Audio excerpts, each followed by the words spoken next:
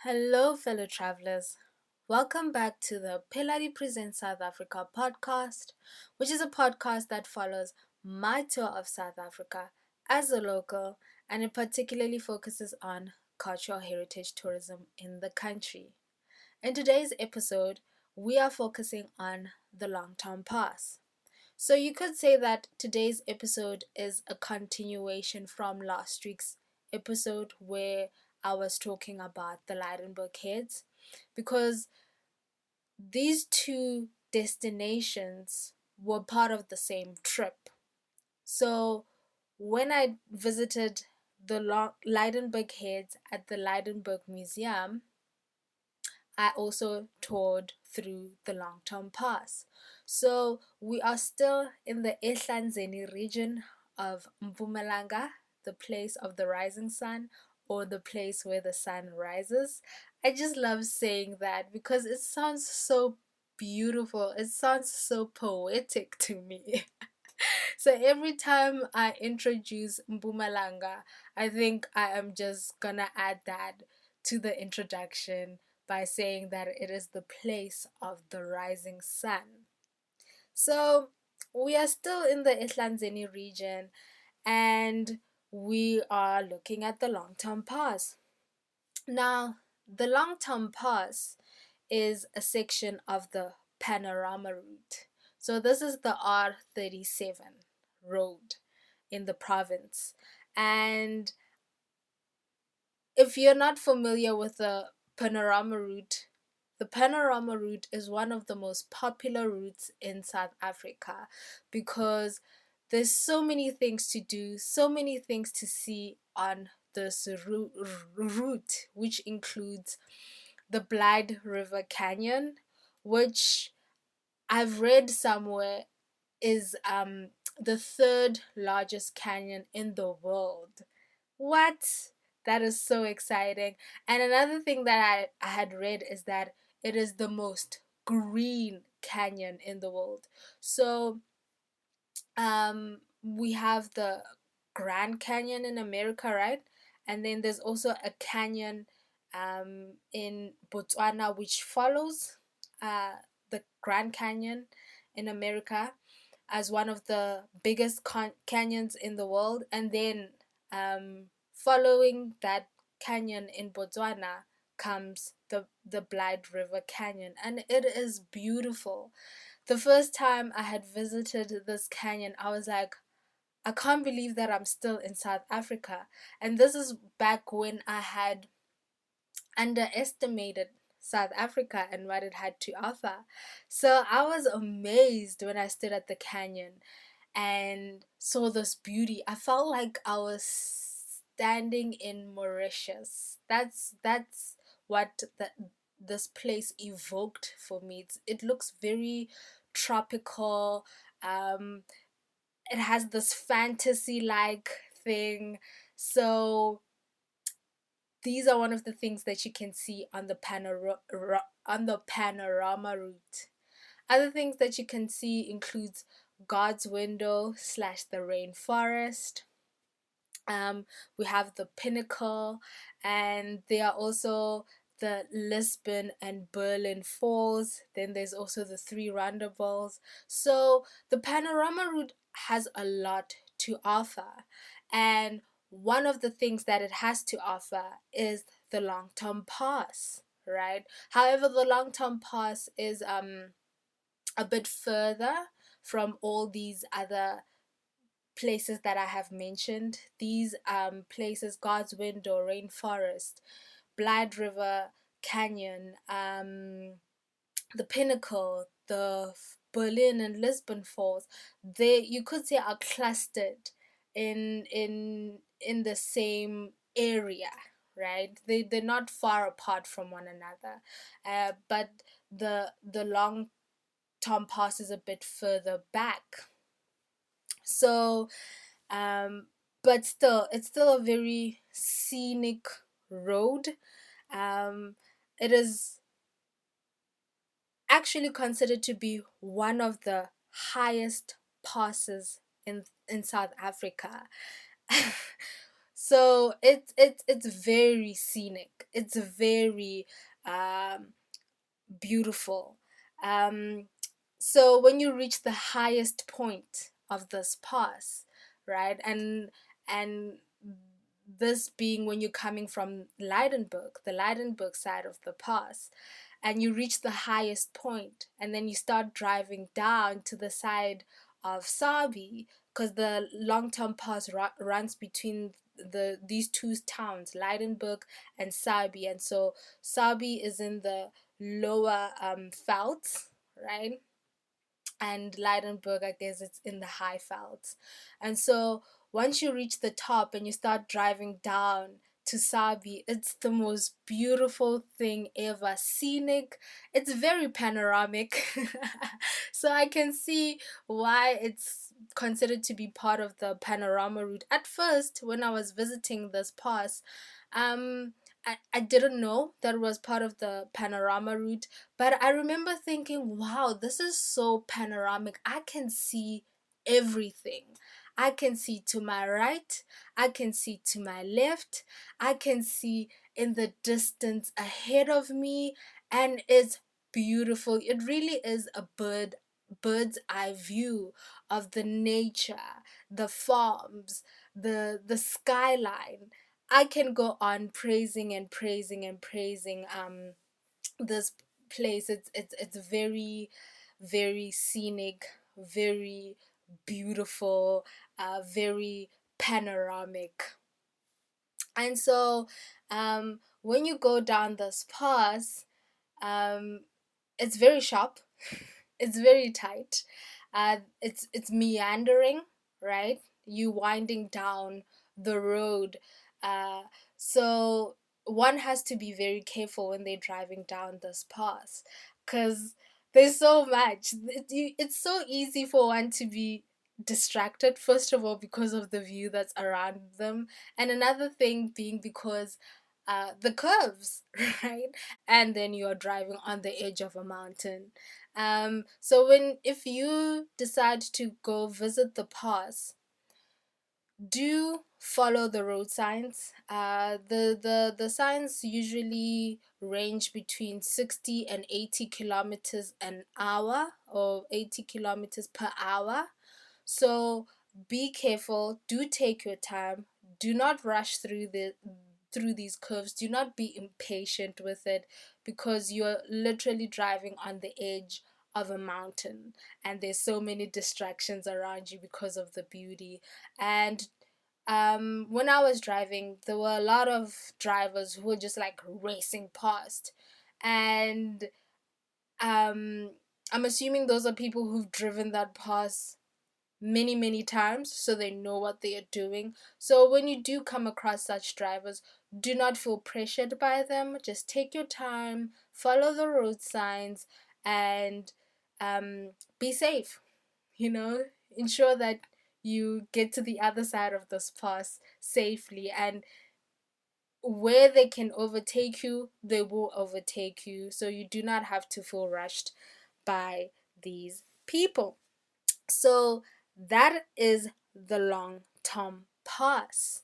Um, you could say that the long term pass is a heritage route, because there is a monument, right, on this pass, and this is called the Long Tom Cannon Monument, and this is what the pass was called after. It was named after the cannons that were used during the Anglo-Boer Wars, between the British and the Boers, right? So this monument commemorates a historic event that happened on this pass, where the Boers bombarded the British using two long tom cannons. And I guess they won, because, hey, here there is this monument to remind future generations of what had happened here and the victory that was um, achieved here. So that's what the long term pass is named after. And this monument is a replica of the cannon. So it is it is in the shape of a cannon, but it's not the actual cannon that we use. It's a statue. So it's a monument made out of stone or cement. I don't know what is the appropriate material that was used to create this monument, but the structure is a cannon. It takes the shape and form of a cannon. And it was erected exactly at the place where the Boers had bombarded the British. And it's a beautiful monument. It's in the open air. It's free. You do not pay anything. It's on the side of the road. So when you do go visit it, you have to be careful because it's so easy to miss it.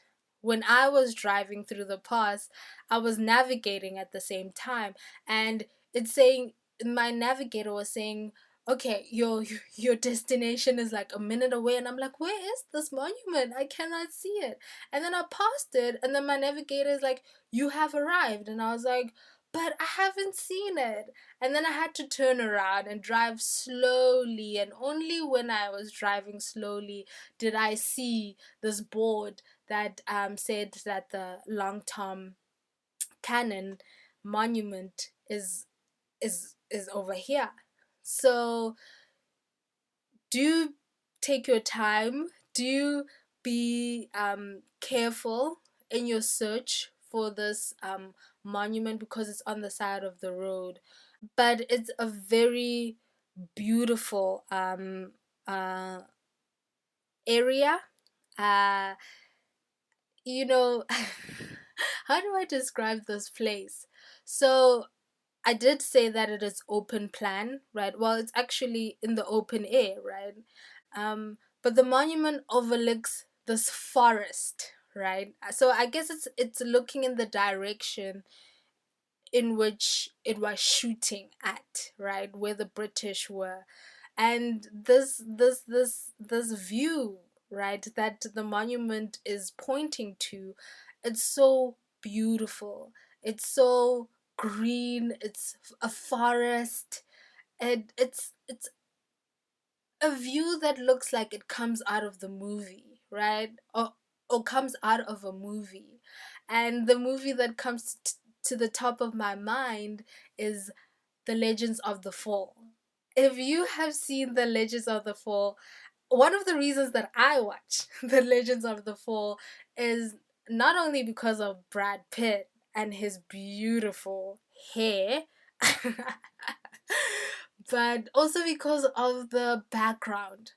It's so I don't have words. It's something that comes out of a novel, right? Think it's views that you read about in a novel, and that's a similar view that you're gonna see and find at this monument. It's mountainous. There are trees on the slopes of these mountains. It's green. You have to see it for yourself to really understand the beauty of this place. So, Long Tom, the name Long Tom is a nickname that was given to the cannons by the British because of one of two things. Either because of the long barrel, because it is 155 meters long, or the other thing being that because of the shooting distance, which is these cannons could shoot up to 9 kilometers away, right? So that's where the name Long Tom comes from. It comes from the British. However, the Long Tom Cannon monument commemorates the Boers' victory over the British at this place. And then the Long Tom Pass is named after these cannons that were used in this historic event. So if you do happen to go to Mpumalanga, do make this one of the routes that you drive past or drive through. It's very beautiful, very scenic. I want to go back. Actually, Mpumalanga is quickly becoming one of my favorite provinces to visit in the country because of its natural beauty. It's one of those provinces that really haven't been touched. Yeah, it seems like it's small pockets of the province that have been touched, but otherwise, there's a lot of natural beauty, and the long term pass is one of them. I can go on and on and on raging about. You just have to drive through the long term pass to know what I mean. And to see these views, you have to come from the Lydenburg side of the pass, because that's where you start winding down. Whereas when you're coming from the Sabie side, you are driving up the hill or up the mountain, and so it's quite hard to see the views in that case. So do remember that. Another thing that you can do on your route to or through the long term pass is the long term toboggan at Misty Mountain. Ah,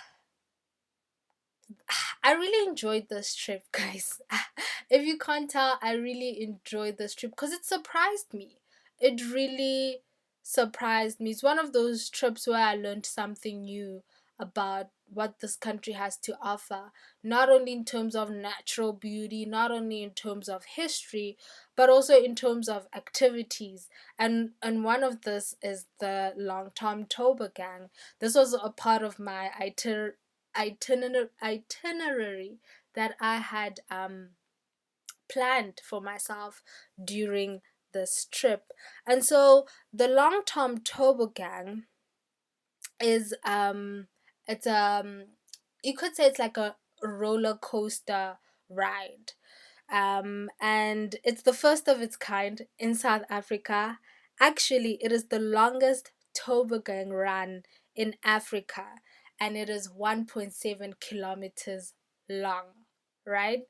It might sound very short, but actually, it is as long as 17 rugby fields combined. Um, and if you're South African or a country or from a country where rugby is played, that gives you an idea of how long this ride is, because a rugby field is very wide, it's very big, one of the biggest sports fields, right? I can say in our country, right? Um, so 17 rugby fields. That's how long this ride is, right? Or the distance is from the top to the bottom, and in total, when you're gonna measure it in time, the ride is a total of 3 minutes long. And it might sound like, that's so short, but when you're on it, it's long, because it's not terrifying, but there's an adrenaline rush that comes with riding the long term toboggan.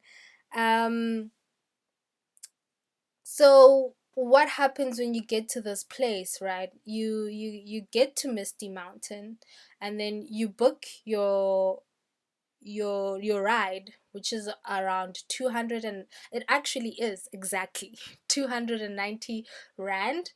And then the operators will take a group of you guys. That's if there is a group of people. They will take a group of you guys and put you in a safari car type of thing. And you ride out of Misty Mountain and you ride up the mountain, right?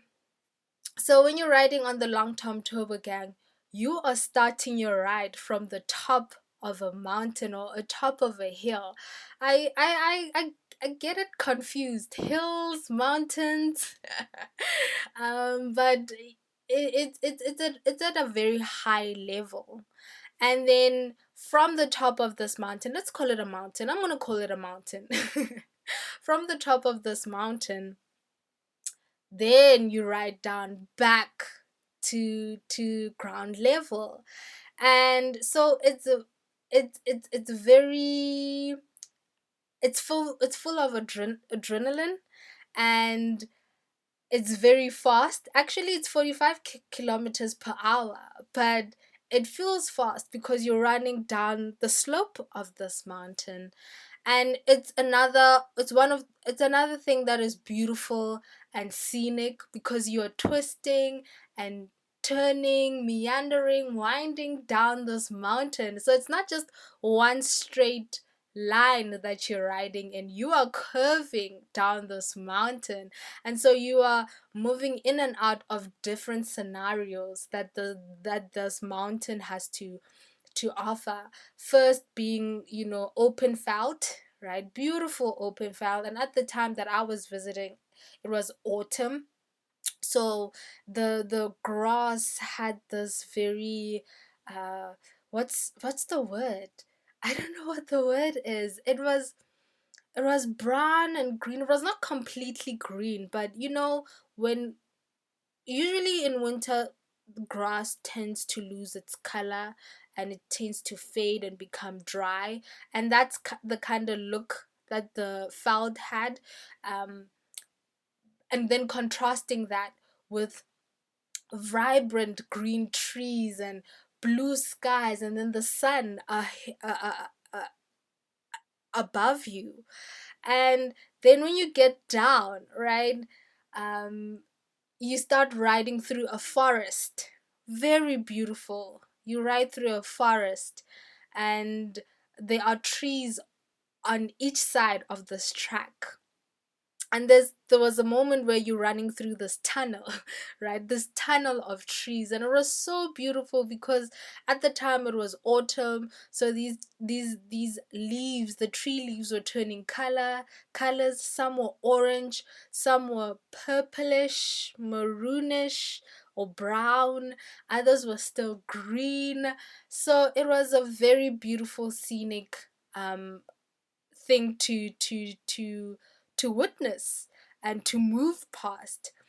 And the wind, there is also wind because there's nothing protecting you. It's you in this cart, and you are controlling this cart. There's nobody with a machine at the top of this mountain pressing buttons. You are controlling this cart. They tell you, okay, this is the brake that you use, and you can pull or push the brake depending on your desired speed. So it's you and you alone in this cart. And if you do come with a friend or a group of friends, they do combine your carts together so that you guys can ride together. However, for me it was a solo trip, so it was just me and this cart and this brake and my cell phone in one hand. I was very, very brave that day. And so it can be terrifying because now it's all dependent on you. However, it is a safe ride. You just have to listen carefully when you get to the top at the instructions that they tell you. And there's not a lot. It's quite simple instructions. If I could get through it, guys, you can definitely get through it. Children are even allowed to ride this ride, this sort of roller coaster ride. And what they do is they push you at the top, right? Like I said, there's no machine controlling this. So they push you, they count you down, and then they push you down, and then from there on, it's you and whatever speed that you desire. And it's very beautiful, very worth it. Once is not enough. I don't want to lie, guys. Once is not enough. Because the first time you're afraid, you are terrified, especially when you get to the top and you learn that, hey, well, we're gonna put you in this cart and then we're gonna push you, and say good luck to you. um so you are terrified. It's quite hard to take it in, and so when you do take it in a second time, it's much more enjoyable, which is what happened to me. However, I did not pay for the second ride. I was I was lucky enough to find a kind operator who was kind enough to let me go again. And I wasn't even asking if I could go again. I just asked, huh, does that mean that I only go this once? And he was like, yeah, but do you want to go again? I was like, yeah, I would like to go again. It's like, come, I'll take you. Because the next ride, or the next group of people were not a lot, so they allowed me to join them.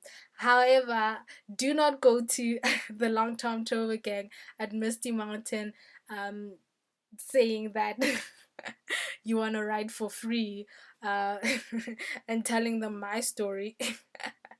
um, do not do that. Find your creative means on how you can get your free second ride. But yeah, I was just lucky enough to have the second ride, and I felt so fortunate. And they are kind, they're very nice. There was a point where my phone had stopped working, actually mid ride. That's why I said yes to going a second time, because my phone just died on me. And I was so sad. I was like, I couldn't catch the whole journey. And then this operator that allowed me to go a second time, he offered me his phone. He trusted me with his phone. I was so scared. But yeah, I was very careful with his phone, gave it back to him in good condition, got my video, and I now have wonderful memories to look back on that journey with. Um, so yeah, it's worth it. It's worth going and visiting this place. And there are many other things that Misty Mountain has to offer. Um, Misty Mountain, you could say it's like a reserve type of thing. It's like um an accommodation type of place. So it has a lot to offer beyond the long term tower gang. It has You can do some walking trails, some scooter tours. So like you're touring through this location on scooters. You can do some mountain biking, some bird watching, some guided quad biking tours. So it has a lot. I didn't know about it. I just thought that the long term tour gang, it was like type of like going to Gold Reef City type of thing, right?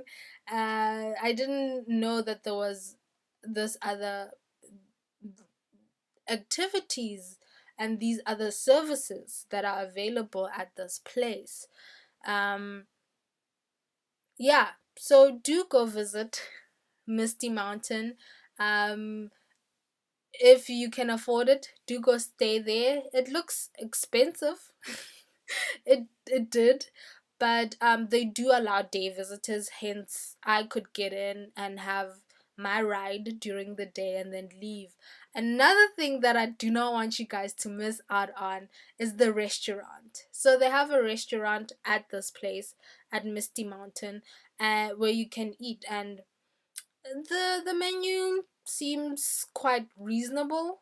Um, I got a plate of chicken mayo sandwich with salad and chips for like 65 bucks.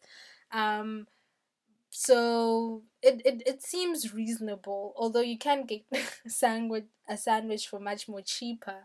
But the views, guys, the food is besides the point. The views. If if you're gonna do one thing, do not miss the views at this restaurant. Even if it's just to book water or buy water so that you can, sit at this restaurant and overlook these views that it has to offer. So there's an area in the restaurant where it's like a veranda type of area. So there's an inside section of the restaurant and then the outside section of the restaurant. And this is what I'm talking about. So in this outside area, there's an infinity pool, right? So it just looks like there's just water, like just cascading down the edge of this restaurant that you are eating at. And then beyond this infinity pool, there's a view of this forest down below, and a forest that is like moving up the mountain. It's so beautiful, so scenic. I didn't have enough time to look at it because I was worried about time, because I still had a long journey ahead of me back at home. So I didn't really take in those views, but my word, I regret it. I regret it. And I would definitely go back to Misty Mountain for those views. So do that. When you want to go visit Mpumalanga, do make sure that you drive through the Long Tom Pass, and that you also visit the Lydenburg Museum and see the Lydenburg heads, and then make a stop at the Long Tom Cannon Monument. And then another thing that I wanted to talk about. Oh, and then the other thing to do is to visit Misty Mountain and take a ride of the Long Tom Toboggan. I do not feel like I have done justice to these places and these activities, so do go and visit, guys. These places, only they can do justice for themselves. My words, what I have to say, I feel like I'm really not doing enough to demonstrate how beautiful, how exciting these places are. So that's it for today. Thank you for listening. I hope you really enjoyed this episode and that you have something new to look forward to.